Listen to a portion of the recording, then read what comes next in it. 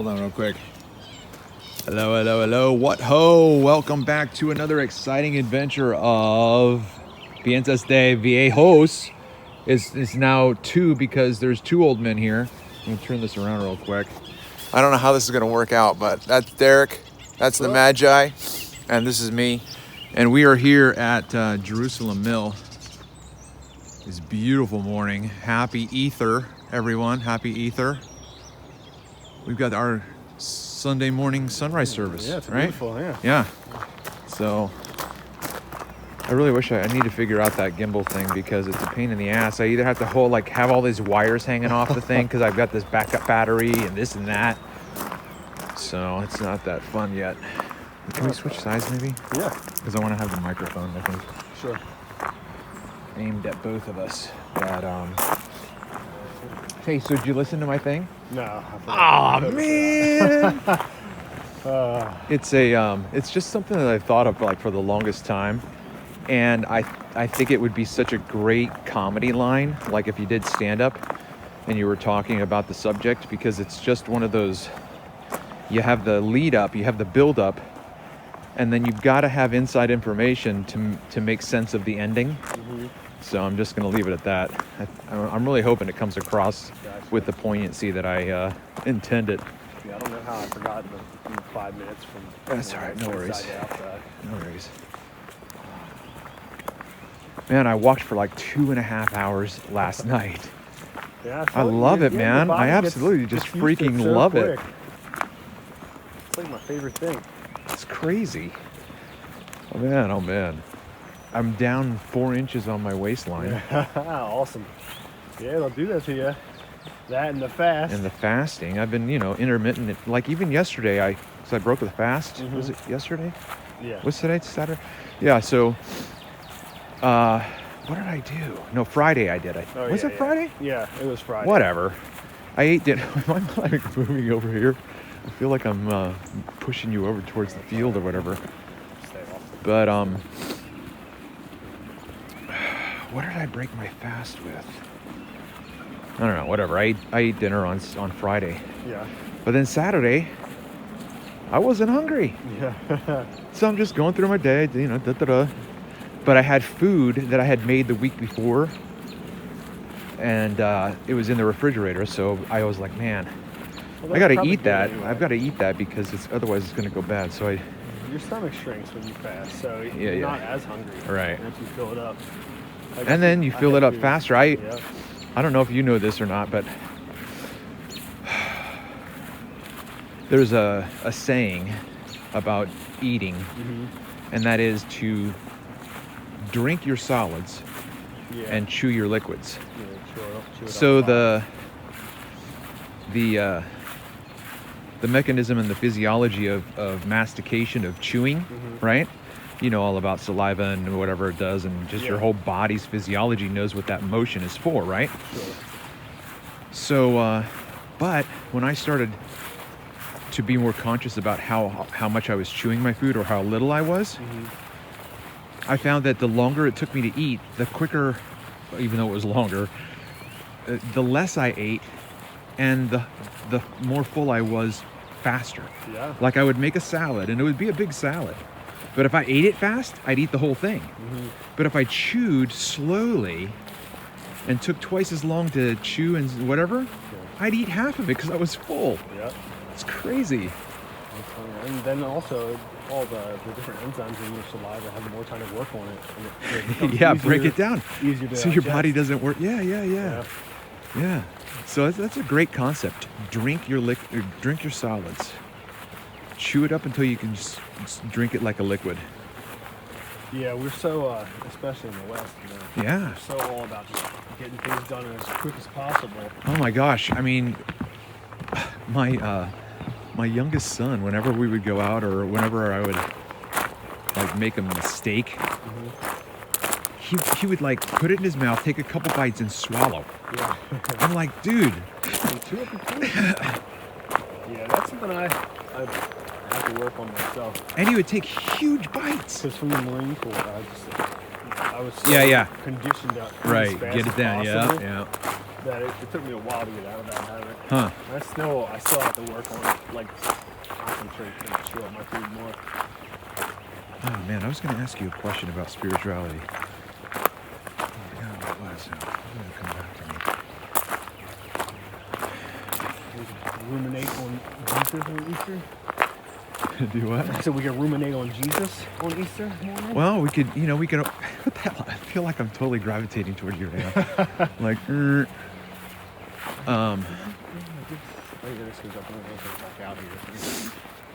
yeah, I mean, the whole Ishtar, Jesus, Elohim, or not Elohim, but Israel.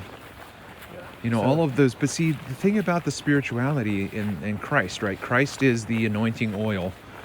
Yeah, exactly. That's not his name. Right. He is a Christ, really, because there were other anointed people even in the Bible. And even the yogis in India, they consider him one of the Christs, like one of the yogi Christs, because they just think that he was, what's it called, self-realized. Yeah. I don't know, man. I think that those stories might just be they could allegories themselves. Yeah, they could be. You know what I mean? But the reason I think that the person Jesus, despite how you want to interpret his message, esoterically instead of literally, I think there's enough evidence that the person existed, or at least someone that everyone referred to it existed. Because he's in the Quran. The Hindus talk about him, the Jews talk about him, the Christians talk about him, the Romans and the Greeks talk about him. So, out of all the people in history, so is it like he's just another demigod? It's just like he's like a Prometheus. He's simply one of the Olympian gods, so to speak. Because you have all of these expressions. The demigods are the children of Zeus, of human and man, right? Which makes them a demigod. Right. So basically, he kind of is. Because I guess what I'm saying is that if you have all of these cultures that are spiritually minded and that are aware of nature's reality, and they tell stories that include humans to depict that spiritual metaphysical reality, those cultures back then, because they lived in a world of story, our stories today are the freaking movies, right? Except it's the reverse. We don't think anything in the movies are real, but they're telling us a story about reality. And that's the opposite of these cultures. They told stories about reality that they believed were real. The stories weren't, because they made them up, but the reality behind the stories. And I think in all the different cultures, they have the person that awoke to the divinity inside of them, to their connection, their oneness with that, whatever the main source is. And then once they did that, then they affected the world around them in such amazing ways. Yeah. My only problem is that whole storyline in the New Testament. Well, the Old too, but because we're talking about Jesus, the New Testament is that he's coming as a prophet to a certain group of people who have violated their contract with their Creator. So he's going to them for a particular message. Like, if the message wasn't for the Egyptians, it wasn't. Even he, I don't think his message was exclusively for them. I think he was a Jewish man who woke up. And I think probably, there's a story in the Muslim tradition where, I forget the name of the Muslim teacher, but he was traveled all over the world, right? And on his deathbed, some of the students came up to him and they were like, "Master, you're the king of travelers, And he said, if you really want to know who the king of travelers is, look at Isa, and that's how they call Jesus in the Quran. And Isa, Isa Mahalski, that guy on YouTube who's a flat earther. Oh, no. Yeah, Isa Mahalski. It's so hilarious. I don't think it was you who told me that, but when I found out that Isa means Jesus, I was like, what? Yeah, that's also what the Indians call him, Isa. And he said he was the king of travelers. Yeah. And if you think about it, like, even when he was in the womb, they were traveling. Then when he was a baby, they went to Egypt, supposedly, and then back to Israel, and then the whole missing years, all the Indian yogis and everything say that he came to India to study, and even over to China, like following the Silk Road, basically, from the Mediterranean all the way over and then back. Yeah. And just learning from all the different religions as he went, and all the different teachers.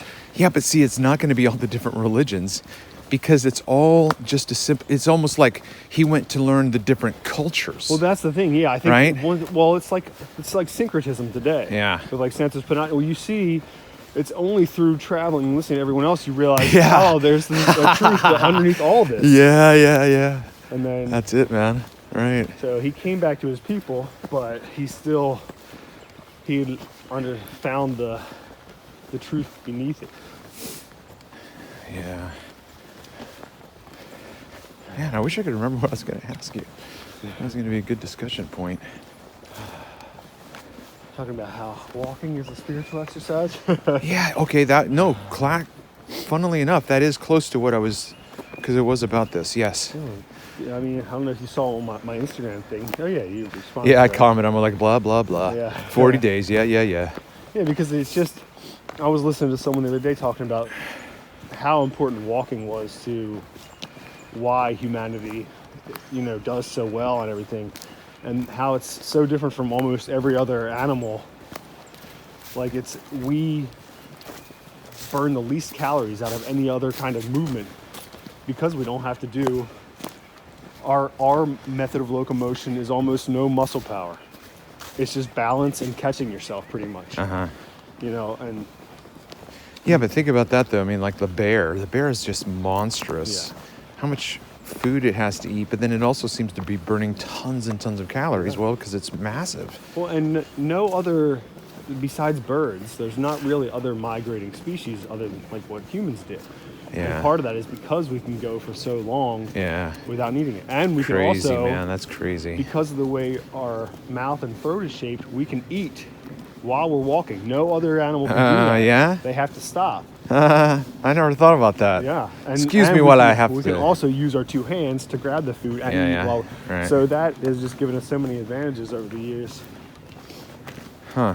I never thought about that walking and chewing part. Yeah. That's interesting. Is that because if a dog walks, they don't more often they'll carry their food somewhere and set it down and then eat it. Well, yeah, but I'm just trying to think of whether or not more of the time they just have their mouth open, they're lolling their tongue out. Yeah, that's the other thing. Right, because they don't walk with their mouth closed. Yeah, most animals have to perspire through their mouth, breathing heavy. We don't. We do it through our sweat. We're just really the ultimate design for walking and for covering distance. Yeah. Yeah, and obviously, as you've experienced, you get really comfortable at it pretty quickly to where you can walk long distances and for long times without a ton of effort. It's almost like meditating, like you start out, like I hate running, so I don't know that I'll ever run as exercise because I've always hated it, but even though I'm getting more physical exercise right now, it's not like, because I was thinking yesterday, I was watched somebody running, I'm like, I wonder if all this walking, if I'd be able to run. Right. But not only that, what was my connection? I forgot now. Also, like in the podcast I was listening to, because he was an author of some book about walking, and he said, because there are those theories out there that we were like the documentary Born to Run, like humans are designed to run and that's our thing, but it's not really.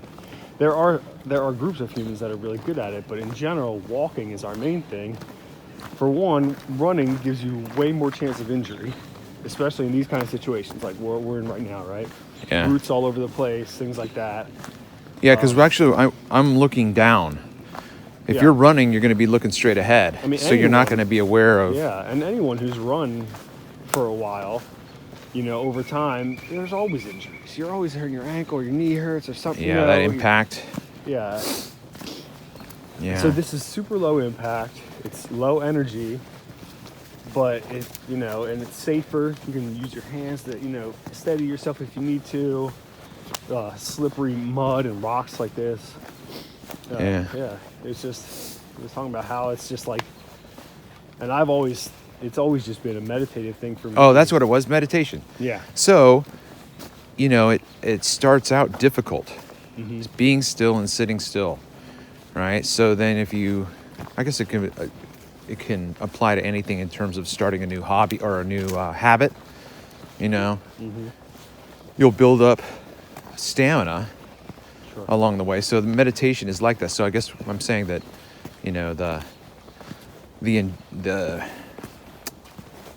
the building up of stamina of walking longer distance. But not only that, I mean, like I'm walking 2.5 hours. Yeah.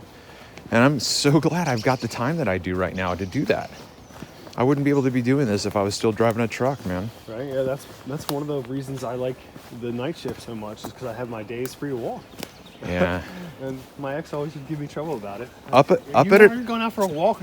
I just want to go walk. I can't help it. I love it. Up it for an hour once and see what you think. Oh, I do anyway. Do you? Automatically sometimes. I mean, up it another hour. Oh. Yeah. No, I know what you mean. Like to 2 or 3 or 4. Yeah, right. Like when my kids are at school, I'll sometimes just keep on. Yeah. Because I don't really get tired from walking. Like I said, plus I was in the Marine Corps, so I don't have a pack on or anything. I can walk all day pretty much. Did I tell you I carried my camera bag on one? Yeah. The longest I ever did was 40 miles. Oh my gosh. It took all day. And it wasn't intentional. Oh, look at these, what are they called? Fiddlehead ferns. They're all curled up because it's cold out. They're actually really pretty good edible. And super easy to tell because they're all curled up like that. Woo. Well, yeah, I was like a 40 miles. Babysitter for these kids. Not kids, they were, I don't know, right before teenage years. And Man, this is a great freaking place to walk. Right. Sorry I interrupted your story. Right. Yeah. Their Boy Scout troop did like a 40-mile thing to raise money, like every couple years. And their mom wanted me to go with them just to make sure they were going to be safe, because it was like from somewhere out past Ellicott City up to like Gettysburg or something crazy. But yeah, it was 40 miles. And, we ran about a mile of it and just walked the other 39. Granted, my feet were killing me by the end, but I wasn't like a big walker all the time either. But it just goes to show like what the human can accomplish just walking. Yeah. And without food. Yeah. What what we can do without eating. Yeah, the fasting. Yeah, you combine fasting with walking, because I still walked. I walked almost every day of my fast. Right. Yeah, I did too. And it's so surprising. All the things that you think that we're brought up with. Like you need your 3 meals and all this stuff. Right. Find out when you go without, it's a better. Yeah. It's freaking better. Within moderation, of course. Yeah. But with our culture and how much all of us have overconsumed, a lot of us have plenty extra stored up on our bodies for that kind of situation. So it's almost like to help clear it out. Yeah. We don't need to be fat hoarders. I feel like I'm gonna have to well, it's been moderation right now, alcohol. Yeah. Because I've really cut it back, because I feel like that's what was holding back my weight loss before. Mm-hmm. I was trying to exercise, I was modifying my food, but I wasn't cutting back on the alcohol. Yeah. And it's not like that I'm an alcoholic in that sense, but I am an alcoholic because I like You like a the drink? taste. I Yeah. like the atmosphere. I like what it makes me feel like. Sure. Hello, hello, hello. What ho? It's your host, Travis Finley, here on PNSS de Viejo. I'm thinking about starting a Patreon, and I'm going to have it be low tiers. I'm not going to have it be crazy expensive, but I want a certain investment from the listeners because this is a nigh on an hour recording, and then to upload that is going to take a lot of time and to edit. So this is all going to start getting complicated. If you are a faithful listener and these longer videos, which I'm probably going to turn into audios with just simply a visual overlay, a single frame, that just makes the processing so much faster. Video processing is slow as molasses in January. But my point is that if you enjoy the content here, if you want to hear more of this content, and in fact, if you would like to hear me bring in other people, like I have a conversation that's well over an hour with my son when we went hiking after Derek and I went hiking. Um, I want to make that available to you because I do think that those real life conversations are very, very helpful, productive, and stimulating. So you can check anything out here on YouTube for free all you want. This is going to be cut off here at 20 minutes. There's another 30 minutes that follow. If you're interested in that, I'm going to create a Patreon, and then there will be, like I said, low level tiers. You're not going to mortgage the house to support me, but the support does go toward the time that I put in to processing this, and then also providing content that is going to be uh, stellar. It's going to be stellar. It is. It's already stellar. It's already out there. It's already to the moon. All right. So thanks so much for being a part of this audience and being a part of my channel so far. Got some high numbers right now. I think somewhere in the 50s or something like that. So make sure you continue to share the content and make comments and all of that good stuff. So I've been your host, Travis Finley. Until next time.